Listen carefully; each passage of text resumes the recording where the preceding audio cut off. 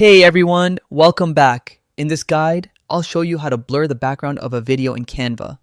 This is perfect if you want to highlight your subject or create a clean professional look for social media, presentations, or ads. First, open a blank design or a template. Then, upload your video by clicking on the Uploads tab and selecting your file, or choose one from Canva's video library.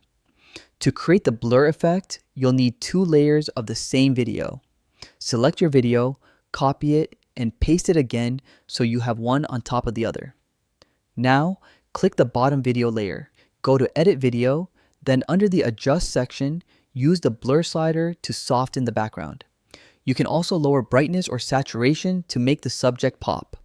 Next, select the top video layer. If you have Canva Pro, use the Background Remover tool to isolate your subject. This keeps your subject sharp while the blurred background plays underneath. Once the background is blurred and the subject is isolated, you can adjust size, position, or even add shadows and glow effects for a polished look. When you're happy with the result, go to the top right corner, click Share, then Download.